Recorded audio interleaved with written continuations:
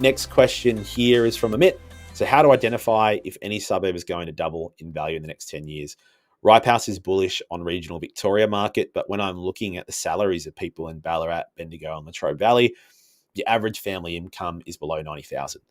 How will these people be able to double the current value of the house after 10 years when the average income growth in Australia is around 2 to 3%? So I guess first thing there, Amit, going back to this one, in terms of locating areas that are going to double in value, you need to follow the kind of, the ethos there that we're following. But now I'm going to use an example and why that income myth is another myth in itself.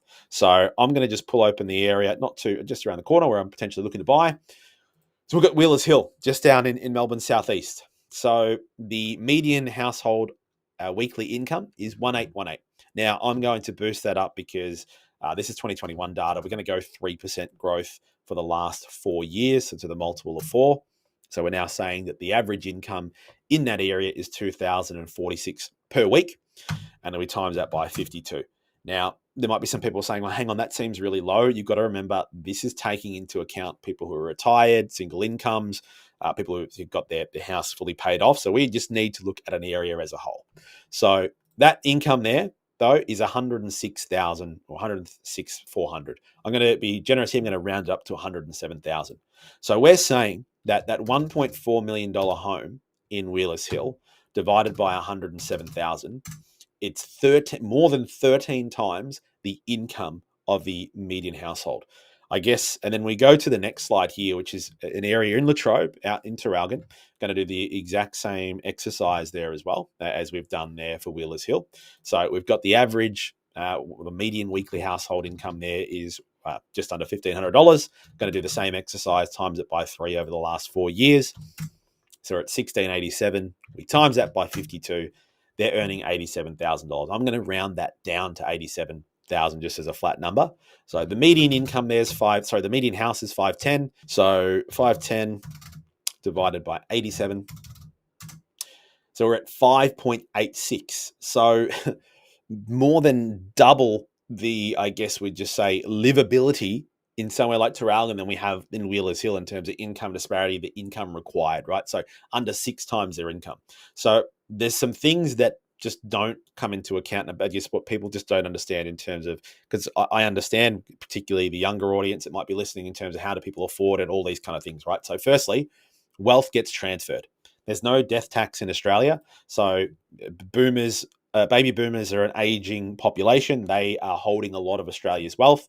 They either pass down some wealth while they're alive, or they pass down wealth when they pass away. That goes on to the next generation and potentially their kids or grandkids, right? So that ends up passing down. Also, someone who's maybe living in Traralgon maybe bought their property out there 20 or 30 years ago, and it maybe only costs them $100,000, $120,000. So they're sitting with next to no debt or no debt at all on their property as well. So when they sell their property, they get pure equity, pure profit, I should say, and they go out and they buy in Wheelers Hill. And they just take on a moderate loan that matches their income. So, and they might have investments. That's the other thing as well. They might be leveraging their income, investing in other things. So the other thing to keep in mind as well in Australia, we have more millionaires moving to Australia as a raw number and as a percentage than any country in the entire world.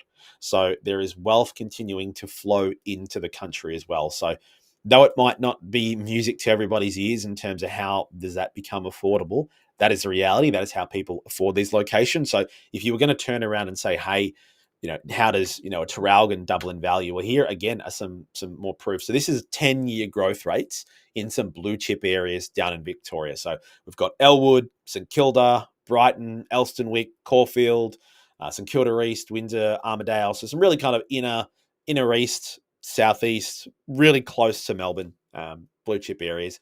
The last 10 years, the highest growth rate I can see on there, what have we got? We've got Elwood at 4.1. That's the highest we've got over the last 10 years.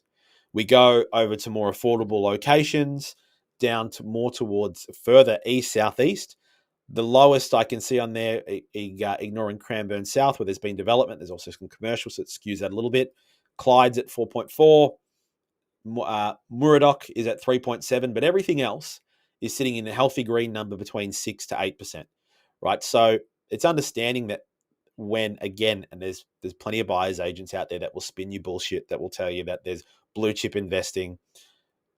Guys, like, growth can happen anywhere. It's about affordability, it's about infrastructure, it's about employment, it's about population, it's about supply. All of these things need to be factored in when you're considering an area, and particularly too as well. You know, there does become a point where places just become unaffordable, right? There's only X amount of millionaires or billionaires in a certain location, so that starts to just be off-putting, which is what we did see in COVID, especially, where people started to move and remote work and all those kind of things as well. And that hasn't slowed down all that much. So there is a push to get people to the office. But again, the data is pretty conclusive of what we see there. But thanks for flicking that question through as well.